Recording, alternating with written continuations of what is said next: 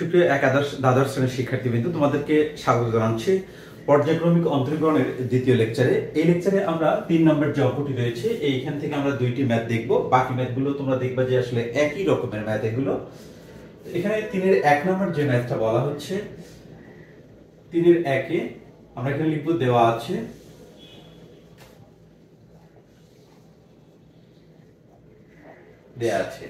কি দেয়া আছে এই পার্টটা, এই যে y sec x যদি হয় তাহলে আমাদের প্রুফ করতে হবে y2 y into 2y square minus 1। এটা আমাদের প্রুফ করতে হবে। আমাদের দেয়া আছে হচ্ছে y sec x। আমাদের দেখো তোমরা এখানে দুইবার ডেরিভেটিভ করতে হবে, এখানে y2 পর্যন্ত রয়েছে, সুতরাং আমি এখানে যদি একবার ডেরিভেটিভ করি y1 sec x কে যদি ডেরিভেটিভ করি আমি, তাহলে আমরা পাবো sec x tan x। এটা হচ্ছে আমাদের ফর্মুলা। এবারে আরো একবার ডেরিভেটিভ করতে হবে y2, এখানে sec x tan x আছে, আমি এইটাকে u ধরে নিব এবং এইটাকে v ধরে নিব। uv এর ফর্মুলাটা আমরা এখানে ইউজ করব। তাহলে sec x কে রেখে দিচ্ছি, tan x কে করলে আমাদের sec স্কয়ার x হয় পজিটিভ। tan x কে যদি আমি এখানে রেখে দেই এবং sec x কে যদি ডেরিভেটিভ করি তাহলে sec x tan x হবে, sec x tan x হবে। ওকে, এখন তোমরা দেখো এখানে আমরা কিন্তু দুই জায়গার মধ্যেই sec x টা কমন নিতে পারি, কারণ এখানেও sec x sec square x আছে, আবার এখানেও sec x রয়েছে। তাহলে আমরা এখানে sec x টা কমন নিচ্ছি। sec x যদি কমন নেই, এখানে sec স্কয়ার x থাকে প্লাস এখানে tan স্কয়ার x থাকে, tan স্কয়ার x থাকে।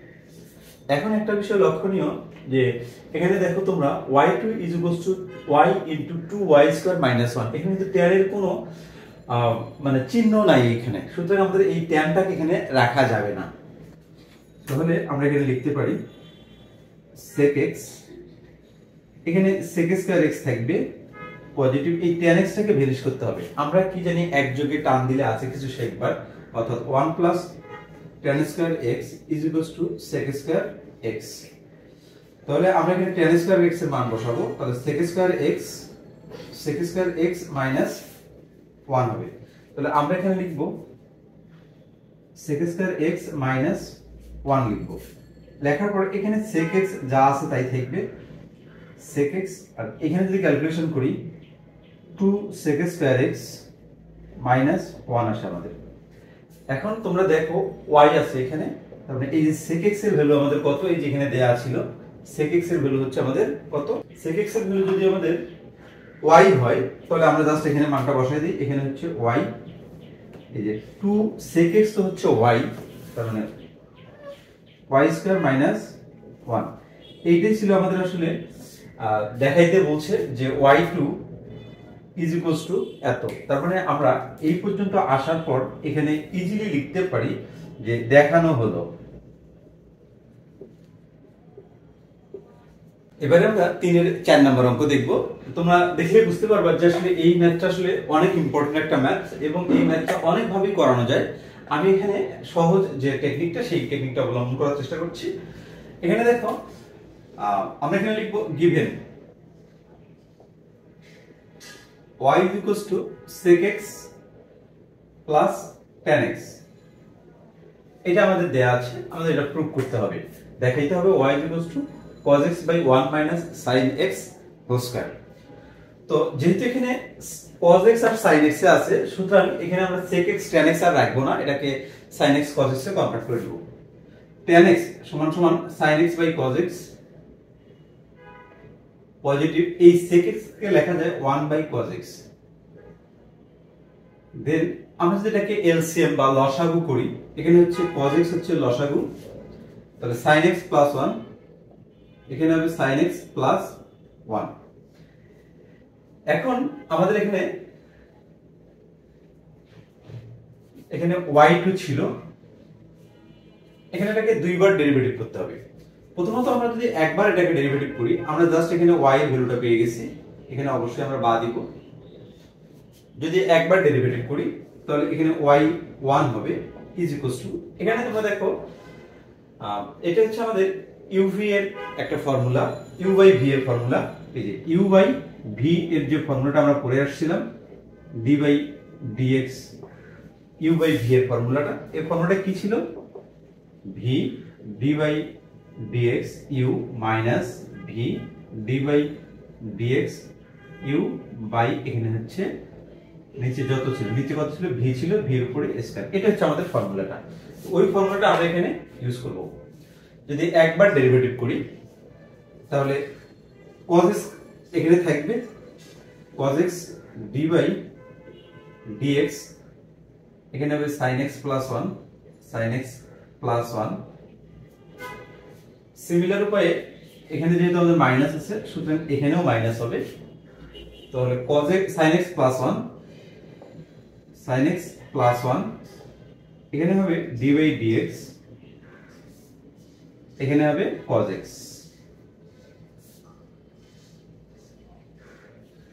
এরপরে নিচে যেটা আছে cos x আছে, তাহলে এখানে হবে হচ্ছে আমাদের cos x cos square x হবে, অর্থাৎ এখানে যেহেতু আমাদের এখানে v ছিল, এখানে v স্কয়ার হয়েছে, সুতরাং এখানে cos স্কয়ার x হবে। এখন তোমরা এখানে দেখো যে আসলে এই cos x টা cos x ই থাকবে,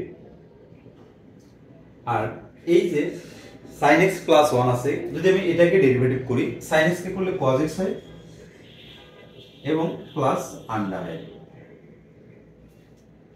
মাইনাস এখানে sin x প্লাস 1 যা আছে তাই থাকবে, আর cos x করলে মাইনাস sin x, মাইনাস হচ্ছে প্লাস sin x। ওকে, তার মানে আমরা এখানে লিখতে পারি, এখানে দেখো cos স্কয়ার x যা আছে তাই থাকবে, cos স্কয়ার x।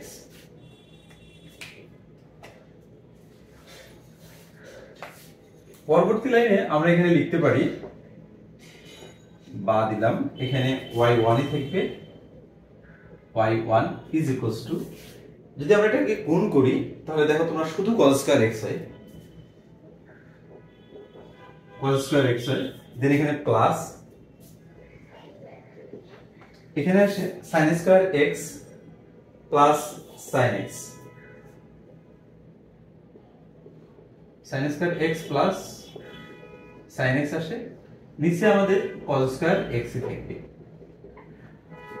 তোমরা একটা বিষয় লক্ষ্য করো, এখানে এই যে cos square x plus sin square x এর ভ্যালু কিন্তু আমাদের হচ্ছে 1, তার মানে আমরা এখানে লিখতে পারি 1 প্লাস sin x, আর নিচে cos স্কয়ার x কে আমরা লিখতে পারি 1 মাইনাস sin স্কয়ার x, এখানে y1, এখানে দেখো তো 1 মাইনাস sin স্কয়ার x কে আমরা কি লিখতে পারি?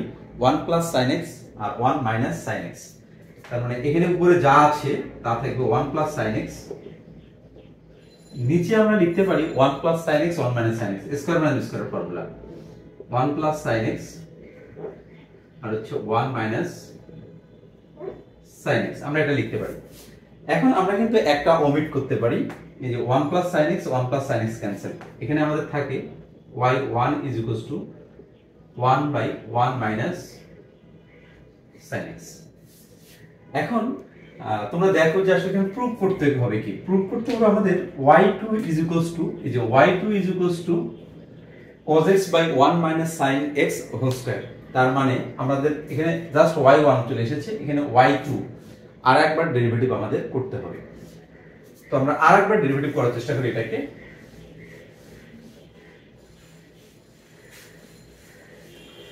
এই পার্টটা রয়েছে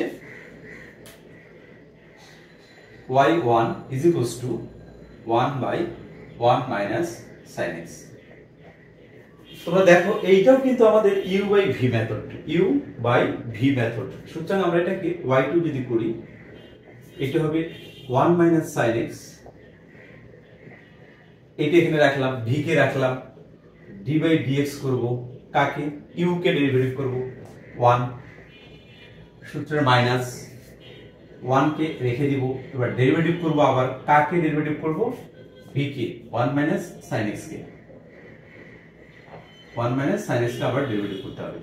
নিচে আমাদের কি থাকবে ভি স্কয়ার, ভি মানে কত 1 মাইনাস sin x, তাহলে আমরা এখানে লিখব 1 মাইনাস sin x তারপরে হোল স্কয়ার, এটা হচ্ছে আমাদের ভি স্কয়ার।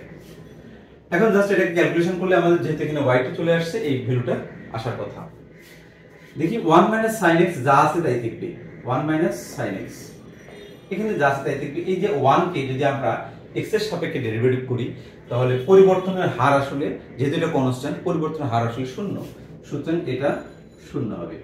মাইনাস এই 1 টা এখানে থাকবে, এই 1 মাইনাস sin x কে যদি আমরা ডেরিভেটিভ করি, sin x কে পরিবর্তন করলে আমাদের হচ্ছে আন্ডা হবে, মাইনাস 1 কে ডেরিভেটিভ করলে আন্ডা হবে, আবার sin x কে যদি ডেরিভেটিভ করি আমরা তাহলে cos x হবে, cos x হবে। এইটা নিচে 1 মাইনাস sin x তারপরে হোল স্কয়ার। এই পার্টটা আমরা চেঞ্জ করব না, কারণ এই পার্টটা আসলে 1 minus sin x whole square আমাদের অলরেডি আছে অ্যানসারে। তো এই যে আন্ডা দ্বারা যদি এইটাকে আপনি গুণন করেন তাহলে আন্ডাই হবে, এই মাইনাসে মাইনাসে কি হবে প্লাস হবে, 1 দ্বারা যদি আপনি এটাকে গুণ করেন প্লাস cos x হবে। অর্থাৎ হচ্ছে এখানে হচ্ছে cos x by 1 minus sin x তারপরে হোল স্কয়ার। আসলে আমাদের প্রশ্ন কিন্তু আসলে এইটাই প্রুফ করতে বলছে যে এই যে দেখুন এইটাই কিন্তু প্রুফ করতে বলছে যে আসলে y2 cos x by 1 minus sin x whole square, y2 cos x by 1 minus sin x whole square। তো এই ছিল মূলত আজকের পর্যায়ক্রমিক অন্তরীকরণের দ্বিতীয় লেকচার। এর পরবর্তীতে আমরা দ্বিতীয় লেকচারে আসবো হয়তো অন্য কোনো ম্যাথস নিয়ে।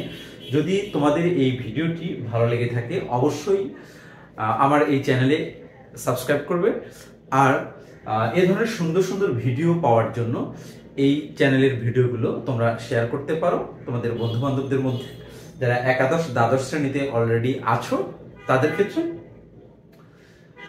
তো সকলের সুস্বাস্থ্য কামনা করে আজকের মতো এখানেই শেষ করছি। আল্লাহ হাফেজ।